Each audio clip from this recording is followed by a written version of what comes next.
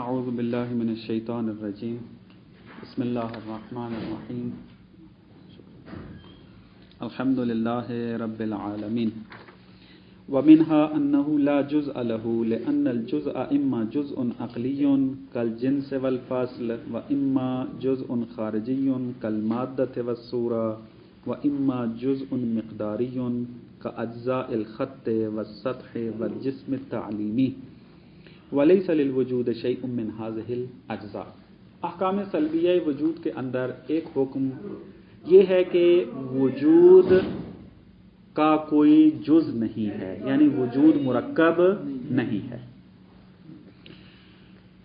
چونکہ بعض مطالب کل تفصیلاً عرض ہو گئے تھے، آج تھوڑا سا اس کو تبیین کر کے متن کے اندر وارد ہوتے ہیں، اس فصل کو ختم کرتے ہیں چونکہ مشکل مطلب اس کے اندر نہیں پایا جاتا۔ جزء عقلی عرض کیا تھا کہ یہ کہاں ہے، وہ اس چیز کے بارے میں ہے کہ جو ذہن کے اندر مرکب ہوتی ہے، یعنی اجزاء عقلیہ رکھتی ہے، اجزاء ذہنیہ رکھتی ہے۔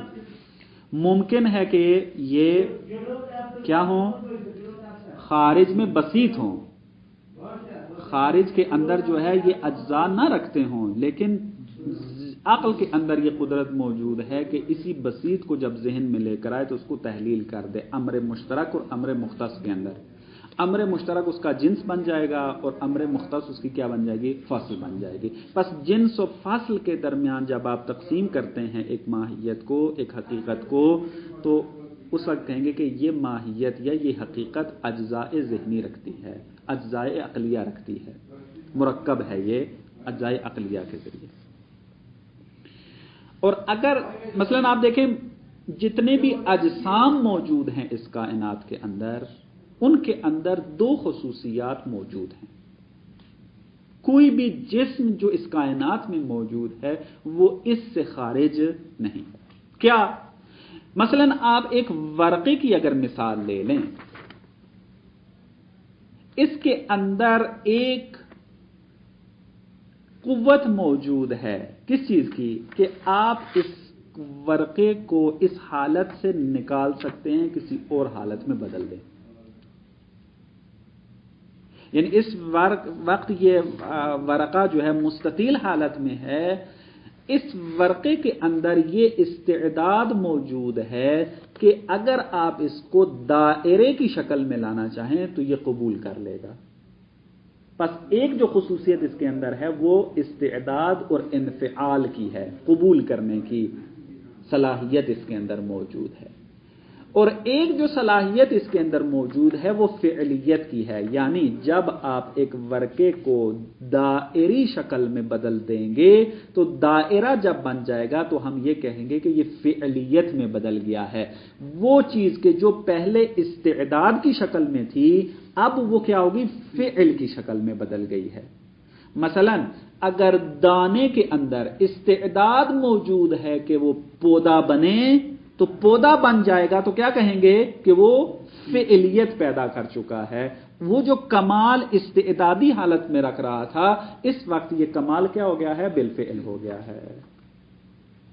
پس جو بھی آپ اس کائنات میں جسم آپ کو ملے گا اس کے اندر یہ خصوصیت موجود ہوگی، قبول کی بھی ہوگی اور فعلیت کی بھی صلاحیت موجود ہوگی۔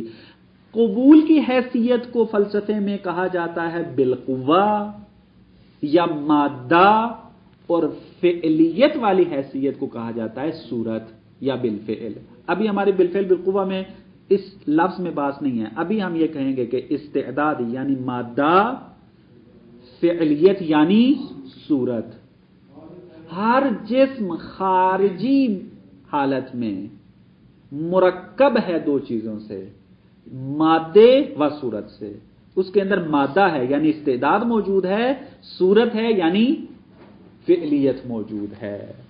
پس یہ مادہ و صورت اجزاء خارجیہ رکھتے ہیں، یعنی اجزاء خارجی ہیں ایک جسم کے لیے، یعنی جسم مرکب ہے خارج میں، یعنی اس وقت آپ جسم ہیں، میرا بدن جسم ہے، یہ سارے یہ جو اجسام موجود ہیں ان کے درمیان یہ دو چیزیں پائی جاتی ہیں، یعنی خارج میں یہ مرکب ہیں، مادہ و صورت رکھتے ہیں۔ پس یہ اجزاء خارجی کی مثال ہے۔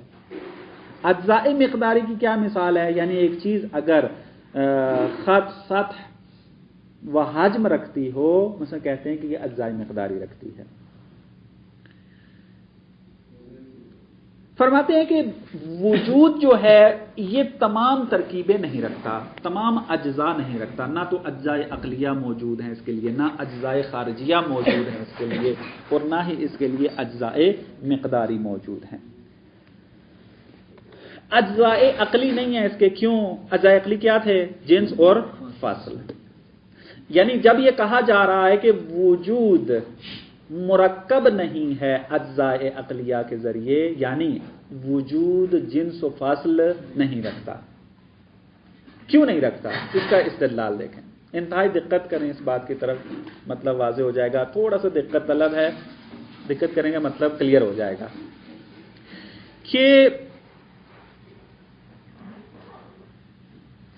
جنس اور فصل کا آپس میں جو رابطہ ہے وہ عرض عام کا ہے۔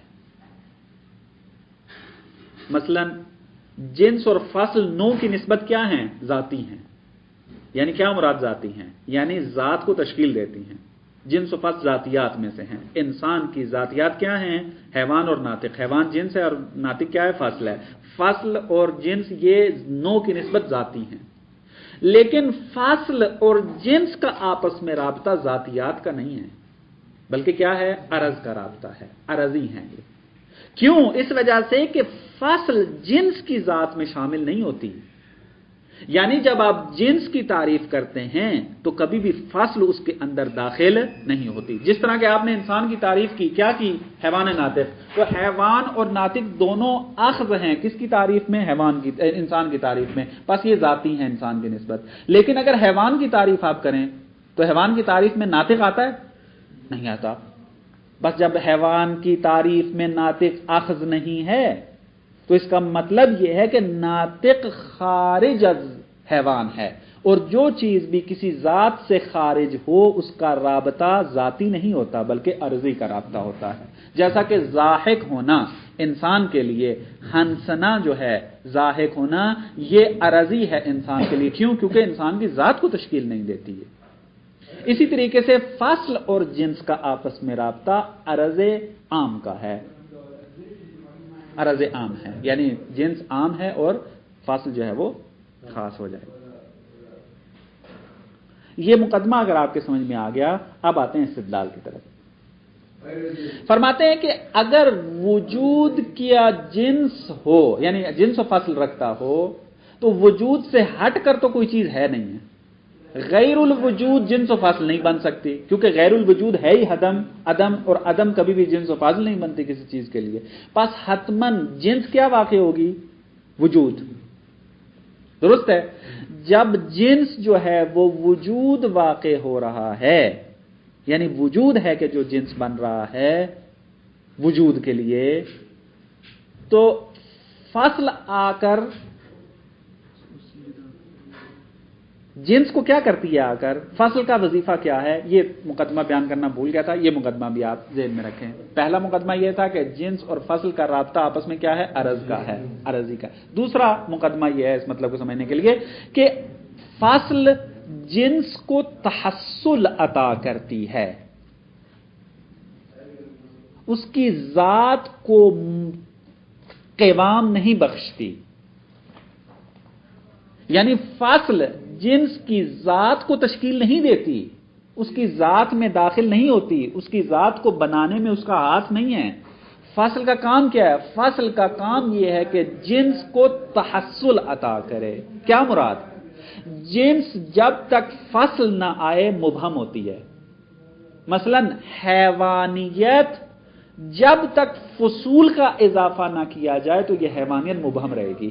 اب نہیں پتا یہ حیوانیت انسان ہے، یہ حیوانیت بقر ہے، یہ حیوانیت غنم ہے، یہ حیوانیت کیا ہے؟ مبہم ہے۔ کب یہ تحصل پیدا کرے گی؟ ابہام سے باہر آئے گی کہ جب ناطق لگائیں گے تو یہ انسان بن جائے گی۔ پس وہ حیوانیت جو مبہم تھی وہ مشخص ہو کر کے آگے بن جائے گی، انسان بن جائے گی۔ اگر ناحق کی فصل لگا دیں تو وہ گدھے کی صورت میں مثلا آپ کو حیوان نظر آئے گا۔ مثلا اس طرح کے مختلف جو ہے وہ فصول جب آپ لگائیں گے تو اس وقت یہ حیوانیت کے جو مبہم ہے وہ تحصل پیدا کر جائے گی. کس کے ذریعے تحصل پیدا کر رہی ہے؟ جنس ابہام سے باہر آ رہی ہے فاصل کے ذریعے. پس فاصل کا وظیفہ کیا ہے؟ وہ جنس کو تحصل عطا کرنا ہے، وجود خارجی کا تحصل عطا کرنا ہے، جنس کو ابہام سے نکالنا ہے اس کو. یہ فاصل کا وظیفہ ہے. اور یہی تحصل کی صورت میں کیا حاصل ہوتا ہے؟ جب تحصل دے رہی ہے تو یہ مقسم بھی شمار ہوتی ہے. کیوں؟ حیوانیت کو تقسیم کر دیتی ہے انسان و غیر انسان کی طرف. یعنی اگر آپ ناطق کی فصل لے آئیں تو یہ فصل ناطق جو ہے یہ حیوانیت کو تبدیل کر دیتی ہے، تقسیم کر دیتی ہے دو چیزوں میں کہ وہ انسان ہے یا غیر انسان ہے. پس فصل تحصل عطا کرتی ہے کہ جس کا نتیجہ یہ نکلتا ہے کہ جنس تقسیم ہو جاتی ہے. پس یہ دو تعبیریں فصل کے بارے میں استعمال کی جاتی ہیں. فصل محصل ہے جنس کے لیے یا فصل مقسم ہے جنس کے لیے. یہ ساری منطقی باتیں ہیں. یہ جب فصل کا وظیفہ ہو گیا تو اب آتے ہیں استدلال کی طرف کہ اگر وجود جو ہے وہ جنس و فصل رکھے تو اس کی جنس جو ہے وہ غیر الوجود تو نہیں ہو سکتی، کیونکہ غیر الوجود کیا ہے؟ کوئی چیز نہیں ہے، عدم ہے، اور عدم کبھی جنس کوئی چیز واقع نہیں ہوتا. پس وجود کی جنس وجود ہوگی. تو اب یہ جنس جو ہے اس کی حقیقت یہ ہے کہ یہ مبہم رہتی ہے. حقیقت جنس کیا ہے؟ ابہام ہے، مبہم ہوتی ہے. اب اس کو تحصل کس نے عطا کرنا ہے؟ فاصل نے. تو فاصل بھی غیر الوجود نہیں ہو سکتی، فاصل نے بھی حتماً کیا ہونا ہے؟ وجود ہونا ہے. تو اب اگر فاصل بھی وجود ہو، جنس بھی وجود ہو، تو فاصل اس صورت میں تحصل نہیں بلکہ مقوم بن جائے گی. مقسم نہیں بلکہ کیا ہے؟ مقوم بن جائے گی. کیوں؟ کیونکہ فاصل جو کہ وجود ہے یہ جنس کی ذات کے اندر داخل ہے، کیونکہ وہ بھی وجود ہے. کیونکہ جنس بھی وجود تھی اور فاصل بھی وجود تھی. پس معلوم ہوا کہ فاصل داخل ہے کس کی ذات میں؟ جنس کی ذات میں. اور جو چیز جس کی ذات میں داخل ہو اس کے لیے ذاتی ہو جاتی ہے، مقوم بن جاتی ہے. پس اگر وجود کی جنس وجود ہو تو فاصل جنس کے لیے مقوم بنے گی نہ کہ مقسم. اور یہ درست نہیں ہے کیونکہ فاصل ہمیشہ مقسم ہوتی ہے، مقوم نہیں ہوتی. پس معلوم ہوا کہ جنس جو ہے جب وجود جو ہے وہ جنس نہیں رکھتا. جب وجود جنس نہیں رکھتا تو فاصل بھی نہیں رکھے گا. کیوں؟ کیونکہ فاصل آتی تب ہے کہ جب جنس موجود ہو. اگر جنس نہ ہو تو فاصل بھی نہیں آئے گی. یہ استدلال تھا ان کا. اما الجزء العقلی، اوپر والا مطلب چونکہ آسان ہے اس کا ترجمہ نہیں کرتے. اما الجزء العقلی فَلِأَنَّهُ لَوْ كَانَ لِلْوُجُودِ جِنْسٌ وَفَصْلٌ. کہتے ہیں جزء عقلی نہیں رکھتا وجود. کیوں؟ فرماتے ہیں کیونکہ اگر وجود کے لیے جنس و فاصل ہو فَجِنْسُهُ تو اس کی جنس کیا ہے؟ اما الوجود، تو اس کی جنس کیا ہونی چاہیے؟ وجود ہونی چاہیے. فَيَكُونُ فَصْلُهُ الْمُقَسِّمُ کیا بن جائے گی؟ مقومہ. اگر وجود جنس رکھتا ہو اور اس کی جنس جو ہو وہ وجود ہو تو کیا لازم آئے گا کہ اس کی فصل کہ جس کو مقسم ہونا چاہیے وہ کیا ہو جائے گی؟ مقومہ. فصل مقسم فصل مقوم بن جائے گی. کیوں؟ لأن الفصل بالنسبت الى الجنس يفيد تحصل ذاته. فصل کا جنس کے ساتھ رابطہ کون سا ہے کہ یہ فصل جنس کی نسبت اس کی ذات کو تحصل دیتی ہے. لا اصل ذات، نہ کہ اس کی اصل ذات کو عطا کرتی ہے. فصل کا کام کیا ہے؟ وظیفہ فصل بیان کر رہے ہیں. فصل کا وظیفہ یہ ہے کہ وہ تحصل عطا کرتی ہے نہ کہ اس کی اصل ذات کو تشکیل دیتی ہے. لیکن اگر جنس وجود بن جائے تو فاصل کیا بنے گی؟ اصل ذات کو تشکیل دے رہی ہوگی نہ کہ تحصل کو. پتہ ہے؟ بس تحصل سے نکل کر وہ مقوم میں چلی جائے گی. وتحصل الوجود هو ذاتو، اور وجود کو تحصل دینا کیا ہو جائے گا؟ یعنی اس کی ذات کو تشکیل دینا ہے، کیونکہ فصل کا کام تھا کہ جنس کو تحصل عطا کرے، تو فصل نے آ کر وجود کو تحصل دینا تھا۔ وجود کا تحصل کیا ہے؟ یعنی اس کی ذات کو تشکیل دینا ہے۔ پس فصل جو کہ مقسم ہے وہ کیا بن جائے گی؟ مقدم بن جائے گی۔ ھذا خلف، اور یہ درست نہیں ہے۔ کیوں؟ کیونکہ فصل مقسم ہوتی ہے اور یہ اس صورت میں کیا بن رہی ہے؟ مقدم بن رہی ہے۔ وَإِمَّا غَيْرُ الْوُجُودِ، اب یہ کیا ہے؟ یہ یہاں پر عطف ہو رہا ہے۔ فَجِنْسُهُ إِمَّا الْوُجُودِ، جو کہ نہیں ہو سکتا، وَإِمَّا غَيْرُ الْوُجُودِ، یا غیر وجود ہے، وَلَا غَيْرَ لِلْوُجُودِ، حالانکہ پہلے ہم ثابت کر چکے ہیں وجود کا کوئی غیر نہیں ہے تاکہ وہ اس کے لیے جنس بنے آ کر۔ یہ ایک چیز۔ اما الجزء الخارجی، جزء خارجی بھی نہیں رکھتا وجود۔ جزء خارجی کیا تھا؟ مادہ و صورت۔ دیکھیں ایک اور میں یہاں پر اس کو بیان کر دوں، مطلب تاکہ واضح ہو جائے یہ برہان۔ جنس اور مادہ، فاصل اور صورت، ان کے درمیان کوئی فرق نہیں ہے۔ فرق فقط اعتباری ہے، حقیقی کوئی فرق نہیں ہے۔ دوبارہ کہتا ہوں، جنس اور مادہ، فاصل اور صورت، ان کے درمیان کوئی فرق نہیں ہے۔ جنس وہی مادہ ہے اور مادہ وہی جنس ہے، صورت فاصل ہے اور فاصل صورت ہے، کوئی فرق نہیں ہے۔ فرق فقط اعتباری ہے، اعتبار ذہن ہے۔ کیسے؟ اگر آپ مادہ کو لا بشرط نگاہ کریں تو وہ جنس کہلائے گی، اور اگر آپ بشرط لا نگاہ کریں تو وہ کیا ہے؟ مادہ کہلائے گی۔ یہ مطالب اپنے ذہن میں بٹھا لیں، اگر تھوڑی سی وضاحت یہاں موجود ہے، مطلب کلیئر نہ بھی ہوا تو بعد میں جا کر اس کی تفصیلی گفتگو آئے گی، لیکن فعلاً تھوڑا سا اس برہان کو سمجھنے کے لیے توجہ کریں تاکہ تھوڑا بہت مطلب واضح ہو جائے۔ یعنی اگر ہم مادے کی کیا تعریف کی تھی؟ یعنی یہ جو استعداد ہے اس کو کیا کہا جاتا ہے فلسفے میں؟ مادہ۔ اس مادے کو اگر آپ لا بشرط نگاہ کریں، لا بشرط سے کیا مراد ہے؟ یعنی آپ حیوان کو حمل کر سکتے ہو نو کے اوپر، آپ کہہ سکتے ہو الانسان حیوان۔ اگر آپ اس نگاہ سے دیکھ رہے ہیں تو یہ حیوان کیا کہلائے گا؟ جنس۔ اس وقت آپ کی نگاہ حیوان کے اوپر لا بشرط ہے، لیکن اگر آپ اس جنس کو بشرط لا نگاہ کریں، یعنی اس طریقے سے اس کی طرف نگاہ کریں کہ آپ اس کو حامل نہ کر سکتے ہوں نو کے اوپر، انسان کے اوپر، تو اس وقت کہا جائے گا کہ یہ مادہ ہے۔ یعنی آپ نہیں کہہ سکتے کہ الانسان مادۃ، مادہ نہیں کہہ سکتے آپ اس کو۔ بات واضح؟ پس اگر آپ جنس کو بشرط لا دیکھیں تو وہ مادہ ہے، اور اگر لا بشرط نگاہ کریں تو وہ کیا ہے؟ جنس ہے، کوئی فرق نہیں ہے ان کے درمیان۔ اور فاصل بھی اسی طریقے سے ہے کہ اگر بشرط لا نگاہ کریں تو وہ صورت ہے، اور اگر لا بشرط نگاہ کریں تو وہ کیا ہے؟ فاصل ہے۔ ابھی فقط اتنا مطلب اپنے ذہن میں رکھیں اور برہان جو ہے وہ سمجھ میں آ جائے گا۔ انشاءاللہ باقی تفصیلی گفتگو جو ہے اس کے بارے میں اس کے مقام پر آئے گی۔ فرماتے ہیں وَأَمَّا الْجُزْءُ الْخَارِجِي، جزء خارجی نہیں رکھتا۔ جزء خارجی کون ہے؟ وَهُوَ الْمَادَّةُ وَالصُّورَةُ۔ کیوں نہیں رکھتا یہ جزء خارجی وجود؟ فرماتے ہیں لِأَنَّ الْمَادَّةَ وَالصُّورَةَ هُمَا الْجِنْسُ وَالْفَاصِلُ، کیونکہ مادہ و صورت اور جنس و فاصلہ ایک ہی چیز ہے، ان کے درمیان فرق نہیں ہے۔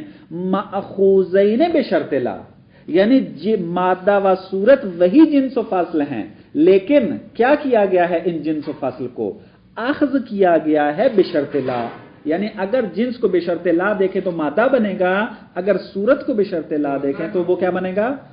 وہ فاصل بنے گا، وہ صورت بنے گا۔ فاصل کو اگر بشرط لا دیکھیں تو وہ صورت بنے گا۔ پس جب مادہ اور جنس ایک چیز ہے، صورت اور فاصل ایک چیز ہے، فانتفاء الجنس والفصل یوجب انتفاءہما، جب ہم پہلے یہ ثابت کر چکے ہیں کہ وجود نہ تو جنس رکھتا ہے نہ تو فصل رکھتا ہے، پس نتیجہ کیا نکلے گا؟ پس مادہ و صورت بھی نہیں رکھتا، کیونکہ جنس و فصل کو ہم نے کہاں سے لینا تھا؟ مادہ و صورت سے۔ ہم نے برہان سے ثابت کر دیا کہ جنس و فصل نہیں رکھ سکتا وجود، پس مادہ و صورت بھی نہیں رکھتا۔ پس جس طریقے سے جزء عقلی نہیں رکھتا، جزء خارجی بھی نہیں رکھتا۔ پس جنس و فصل کا منتفی ہو جانا یہ موجب بنتا ہے کہ مادہ و صورت بھی کیا ہو جائے؟ منتفی ہو جائے۔ وَأَمَّا الْجُزْءُ الْمِقْدَارِ، جزء مقداری نہیں رکھتا، کیوں؟ فَلِأَنَّ الْمِقْدَارَ مِنْ عَوَارِضِ الْجِسْمِ، کیونکہ مقدار خصوصیت ہے کس کی؟ جسم کی۔ جسم ہے کہ جو حجم رکھتا ہے، جسم ہے جو طول و عرض و عمق رکھتا ہے، جسم ہے کہ جو سطح رکھتا ہے۔ والجسم مرکب من المادہ والصورہ، اور جسم کی حقیقت کیا ہے؟ جسم جب تک مادہ و صورت نہ آئے جسم تشکیل نہیں پاتا۔ جس طرح کہ پہلے بھی عرض کیا ہے کہ ہر جسم اس کائنات کا دو چیزوں کے ساتھ مل کر بنتا ہے، وہ ہے مادہ و صورت، استعداد اور فعلیت۔ پس جسم مرکب ہوتا ہے کس کے ساتھ؟ مادہ و صورت کے ساتھ۔ اور ہم نے وجود کے بارے میں کیا کہا ہے؟ کہ وجود مادہ و صورت نہیں رکھتا۔ جب وجود مادہ و صورت نہیں رکھتا تو جسم رکھے گا؟ نہیں رکھے گا۔ جب جسم نہیں رکھے گا تو آیا وہ اجزائی مقداری رکھے گا؟ نہیں رکھے گا، خود بخود منتفی ہو جائیں گے۔ وَإِذْ لَا مَادَّةَ وَلَا صُورَةَ لِلْوُجُودِ، جب ہم یہ ثابت کر چکے ہیں کہ وجود کی نہ تو کوئی صورت ہے یعنی فصل بھی نہیں رکھتا، ولا مادہ اور مادہ بھی نہیں رکھتا، فلا جسم لہو، پس وہ جسم بھی نہیں رکھے گا۔ وَإِذْ لَا جِسْمَ لَهُ، پس جب جسم ہی نہیں رہا، فلا مقدار لہو، تو اجزاء مقداری بھی نہیں ہوں گے۔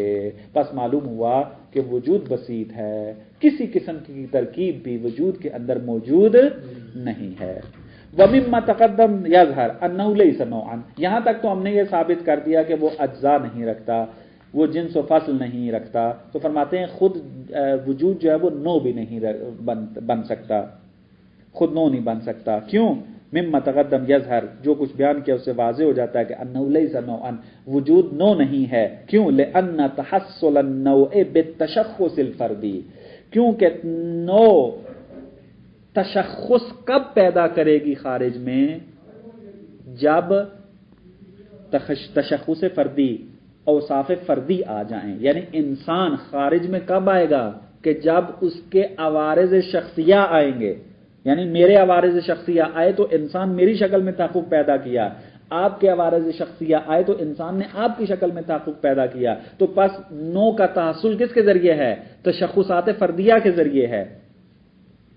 والوجود متحصل بنفس ذاتے، اور اصالت الوجود میں ہم یہ چیز بیان کر چکے ہیں کہ وجود اپنے تحصل میں کسی کا محتاج نہیں ہے، وہ خود متحصل ہے، اس کو کسی غیر کی ضرورت نہیں پڑتی۔ بس نو چونکہ غیر کی محتاج ہے تشخص کے اندر، اور وجود جو ہے وہ غیر کا محتاج نہیں ہے، پس وجود نو نہیں واقع ہو سکتا، پس کسی قسم کی صورتحال بھی وجود کے اندر صدق نہیں کرتی۔ پس حقیقت الوجود جس طریقے سے واحد ہے اسی طریقے سے بسیط بھی ہے، پس حقیقت الوجود بسیط ہے، چونکہ تمام تراکیب جو ہیں وہ اس سے نفی ہو جاتی ہیں۔ یہ مطلب تھا کہ جو اس فصل کے احکام سلبیہ کے اندر۔ اس کے بعد فصل آتی ہے الفصل الثامن فی معنی نفس الامر۔ نفس الامر کو یہاں پر بیان کرتے ہیں۔ چونکہ وقت تھوڑا رہ گیا ہے، میں مقدمہ فقط اس فصل کا آپ کی خدمت میں عرض کر دیتا ہوں، تاکہ جب کل اس درس میں وارد ہوں تو اس کو جلدی جلدی تطبیق کر کے ختم کریں۔ مفاہیم کی ہمارے پاس منطق کے اندر 3 اقسام ہیں: مفاہیم ماہوی، مفاہیم منطقی اور مفاہیم فلسفی۔ یہ مفاہیم 3 قسم کے، اور ان تینوں مفاہیم کے احکام جدا جدا ہیں۔ انتہائی دقت کے ساتھ ان مطالب کو آپ نے توجہ کرنا ہے، کیونکہ یہ مطالب ایسے ہیں کہ جو تمام علم منطق اور تمام فلسفہ میں بار بار آئیں گے۔ جب بھی کسی مفہوم کے بارے میں بات ہوگی تو کوئی سوال یہی ہوتا ہے کہ یہ کون سا مفہوم ہے؟ مفہوم ماہوی ہے، مفہوم فلسفی ہے، مفہوم منطقی ہے، کون سا مفہوم ہے؟ آپ چاہے منطق پڑھ رہے ہو یا فلسفہ پڑھ رہے ہو. تو لہٰذا جب تک آپ اس کی حقیقت کو صحیح طریقے سے نہ سمجھ پائیں گے تو آپ ان مفاہیم کے بارے میں فیصلہ نہیں کر سکتے. اور ایک بہت بڑا اشتباہ جو ہے وہ توحید کے اندر ہے، انشاءاللہ نحو البلاغہ میں بھی عرض کروں گا اور یہاں بھی آپ کو تذکر دوں گا، وہ ان کی حقیقت کو سمجھنے کے بعد ہے. مفاہیم ماہوی ان مفاہیم کو کہا جاتا ہے کہ جو ڈائریکٹ خارج سے حاصل ہو جاتے ہیں، یعنی یہ جو حواس خمسہ ہمارے پاس موجود ہیں، ان کے ذریعے جو مفہوم ہمارے ذہن میں آتا ہے ان کو کہا جاتا ہے یہ مفہوم ماہوی ہے. مثلا میں آپ کو دیکھ کر مفہوم انسان کو ڈائریکٹ سمجھ رہا ہوں، بس یہ مفہوم انسان کون سا مفہوم بنے گا؟ مفہوم ماہوی ہو جائے گا.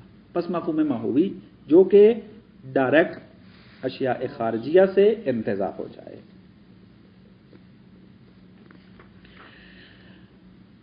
مفاہیم ماہوی کی چند خصوصیات ہیں. پہلی خصوصیت یہ ہے کہ یہ مفاہیم وجود خارجی کے حد کو بیان کر رہے ہوتے ہیں، کیونکہ یہ ماہیت کے ساتھ تعلق رکھتے ہیں، اور ہم نے ماہیت کی حقیقت پہلے بیان کیا اصالت الوجود میں کہ ماہیت حد الوجود کو کہا جاتا ہے. بس اگر ماہیت کسی چیز سے حکایت کرتی ہے، کسی چیز کے بارے میں بیان کرتی ہے، تو وہ اس کی حد کے بارے میں بیان کرے گی. محدود کے بارے میں بیان نہیں کر سکے گی کہ یہ محدود علت ہے، یہ محدود معلول ہے، یہ محدود بالقوہ ہے، یہ محدود جو ہے وہ بالفعل ہے. ان تمام چیزوں کو مفہوم انسان بیان نہیں کرتا. مفہوم انسان فقط اتنا آپ کے لیے بیان کرے گا کہ یہ جو خارجی وجود ہے یہ کیا ہے؟ انسان کی شکل اختیار کیے ہوئے ہے، باقی جو احکام ہیں اس سے کشف نہیں کرے گا. پس مفہوم ماہوی حدود الوجود سے حکایت کرتا ہے. دوسری خصوصیت، مفہوم ماہوی کلی اور جزئی کی طرف تقسیم ہوتے ہیں. یعنی اگر آپ دیکھتے ہیں کہ مفہوم یا تو کلی ہے یا جزئی ہے تو وہ کس کے احکام میں سے ہے؟ مفہوم ماہوی کے لیے.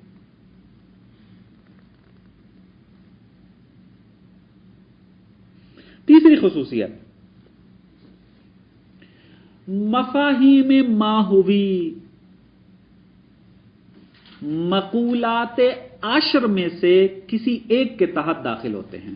ہم پڑھیں گے مقولات عشر. جوہر ہے، جوہر کی پھر نیچے 5 اقسام ہیں. عرض ہیں، مثلا عرض کی پھر آگے 9 قسمیں ہیں، اس میں عین ہے، متاع ہے، وضع ہے، یہ ساری اقسام پڑھیں گے. تو کہتے ہیں کہ مفاہیم ماہوی وہ مقولات عشر 10 جو مقولے موجود ہیں ان میں سے کسی ایک کے تحت داخل ہوں گے. مثلا مفہوم انسان کس مقولے کے تحت داخل ہوگا؟ مقولہ جوہر کے تحت. مفہوم خوشی کس مقولے کے تحت داخل ہوگی؟ مقولہ کیف کے تحت. اس قسم کے آپ جتنے بھی لے لیں، یعنی مفاہیم ماہوی کسی نہ کسی مقولے کے تحت داخل ہوں گے.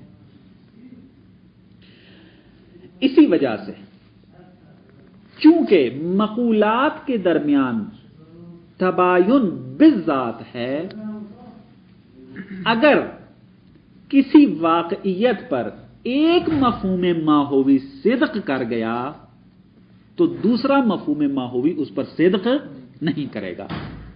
محال ہے کہ اگر کسی ایک حقیقت پر انسان کا اطلاق ہو جائے تو اس پر کیا ہے؟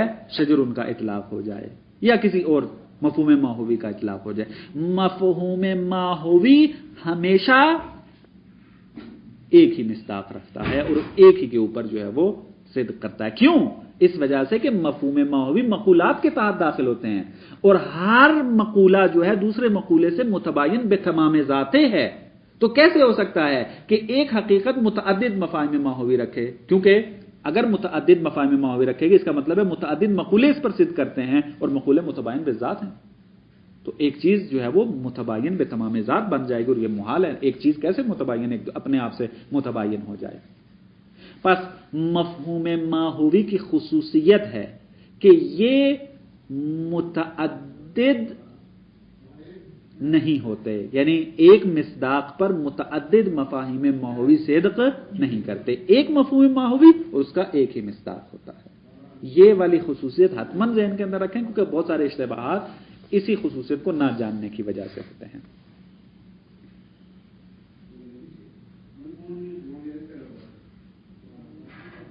اس کے بعد جو مفہوم ہے وہ مفہوم فلسفی ہے. مفہوم فلسفی اس مفہوم کو کہا جاتا ہے کہ جو ڈائریکٹ تو خارج سے انتزاع نہ ہو. یعنی کیا مراد؟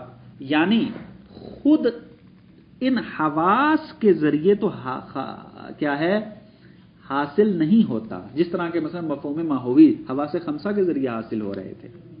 یہ مفہوم فلسفی حواس خمسہ کے ذریعے ڈائریکٹ تو خارج سے حاصل نہیں ہوتے، لیکن عقل خارج ہی سے ان مفاہیم کو انتزاع کر لیتی ہے. لیکن کب انتزاع کرتی ہے؟ مقایسے کی صورت میں. کیسے؟ مثلا اگر عقل فقط آگ کو دیکھے تو یہ مفہوم علیت کو انتزاع نہیں کرے گی.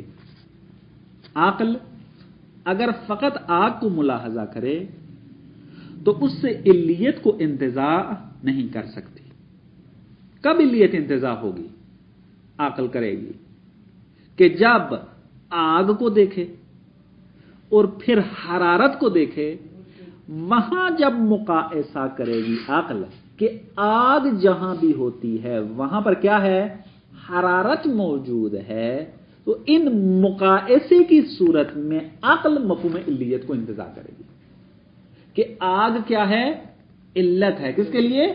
حرارت کے لیے. پس مفہوم علیت کو ڈائریکٹ خارج سے نہیں لیا گیا بلکہ عقل نے مقایسے کی صورت میں اس مفہوم کو انتزاع کیا ہے. مفاہیم فلسفیہ کا مصداق خارج میں نہیں ہوتا، یعنی علت نام کی چیز آپ کو خارج میں نہیں ملے گی. لیکن یہ مفاہیم فلسفیہ حامل ہوتے ہیں خارج والے حقیقت پر، یعنی نار خارجی علت ہے حرارت کے لیے، نہ کہ نار ذہنی. پس علیت کس کی صفت بنتی ہے؟ نار خارجی کے لیے، نہ کہ نار ذہنی کے لیے. پس مفہوم فلسفی مصداق خارجی تو نہیں رکھتا لیکن منشاء انتزاع رکھتا ہے، یعنی ایک ایسا مصداق رکھتا ہے کہ جس سے اس مفہوم فلسفی کو انتزاع کیا گیا ہے. بات واضح ہوئی ہے نہیں؟ پس مفہوم علیت، مفہوم معلولیت، امکان، وجوب، بالقوہ، بالفعل، یہ جتنے بھی مفاہیم ہیں یہ سب کے سب فلسفی ہیں. اور کیسے حاصل ہوئے؟ عقل نے مقایسے کی صورت میں ان کو انتزاع کیا ہے. مثلا جب دانے کو دیکھا اور دیکھا کہ اس کے اندر صلاحیت ہے درخت بننے کی، تو درخت اور دانے کو آپس میں مقایسہ کرنے کے بعد بالقوہ اور بالفعل کو انتزاع کیا. اور یہ بالقوہ صفت بنتی ہے خارجی دانے کے لیے، نہ کہ ذہنی دانے کے لیے. بالفعل صفت ہے کس کی؟ درخت خارجی کے لیے، نہ کہ درخت ذہنی کے لیے۔ پس مفاہیم فلسفیہ میں اتصاف خارجی ہوتا ہے، لیکن اپنا مصداق خارج میں نہیں رکھتے۔ دوسرا جو خصوصیت ہے مفہوم فلسفی میں، مفاہیم فلسفیہ متعدد ایک مصداق پر صدق کر سکتے ہیں اور کوئی مشکل پیش نہیں آ سکتی۔ مثلا آپ کے اوپر بالقوہ بھی صدق کرتا ہے، یعنی آپ بالقوہ ہیں، مثلا مجتہد۔ آپ پر بالفعل بھی اطلاق ہوتا ہے، آپ بالفعل ہیں طالب علم۔ آپ پر علت کا اطلاق ہوتا ہے کہ آپ لکھ رہے ہیں، لہذا علت ہیں اپنی اس حرکت کے۔ آپ پر معلول کا اطلاق بھی ہوتا ہے، چونکہ آپ مخلوق ہیں، بس آپ معلول ہیں۔ بس آپ نے دیکھا کتنے مفاہیم فلسفی اکٹھے آپ کے اوپر حمل ہو رہے ہیں، آپ ایک مصداق ہیں فقط۔ پس مفہوم ماہوی اور مفہوم فلسفی میں ایک اس اعتبار سے بھی اختلاف ہے کہ مفہوم ماہوی فقط ایک ہی مصداق رکھتا ہے اور ایک ہی مفہوم ماہوی صدق کرتا ہے اس کے اوپر، لیکن مفاہیم فلسفیہ اگر متعدد صدق کر جائیں کسی ایک مصداق کے اوپر کوئی مشکل پیش نہیں آتی۔ یہ مفہوم فلسفی ہے۔ مفہوم منطقی فقط ایک جملے میں عرض کر کے تمام کرتا ہوں، باقی تفصیل بعد میں۔ مفہوم منطقی یہ فقط اور فقط ذہن میں موجود ہوتے ہیں۔ ان کو اگر انتزاع کیا جاتا ہے تب بھی ذہن کے اندر سے، اور اگر ان کو حمل کیا جاتا ہے، متصف کسی چیز کے ساتھ کیا جاتا ہے تب بھی ذہن کے اندر۔ مثلا اگر آپ کہتے ہیں کہ الانسان نوع، تو یہ نوعیت والا جو مفہوم ہے یہ آپ نے کہاں سے لیا؟ خارج سے لیا ہے؟ نہیں، آپ نے ذہن ہی سے، یعنی انسان ذہنی کی خصوصیت کو مد نظر رکھ کر یہ عقل نے کہا کہ یہ انسان نوع ہے، پس انسان ذہنی سے نوع کو انتزاع کیا، اور یہ نوعیت صفت بن رہی ہے کس انسان کی؟ انسان خارجی کی یا انسان ذہنی کی؟ انسان ذہنی کی، کیونکہ انسان ذہنی ہے کہ جو نوع ہے، نہ کہ انسان خارجی۔ پس مفہوم منطقی اتصاف بھی ذہنی رکھتا ہے اور عروض بھی اپنا کیا ہے؟ ذہنی رکھتا ہے، یعنی انتزاع بھی ذہن سے ہوتا ہے اور اتصاف بھی اس کا کیا ہے؟ ذہن میں ہوتا ہے، خارج سے اس کا کوئی تعلق نہیں ہے۔ پس مفہوم نوع، مفہوم جنس، مفہوم فصل، مفہوم عرض، یہ جتنے مفاہیم آپ منطق میں پڑھتے ہیں، یعنی یہ تمام کے تمام ذہنی ہیں، ان کا خارج سے کوئی تعلق نہیں ہے۔ یہ چند مفاہیم ہمارے پاس ہیں کہ جو استفادہ ہوتے ہیں، مفہوم ماہوی، مفہوم فلسفی اور مفہوم منطقی ہوتے ہیں۔ ہماری بات سے اس کا کیا تعلق ہے؟ انشاءاللہ کل آپ کی خدمت میں عرض ہوگا۔ والسلام علیکم ورحمۃ اللہ۔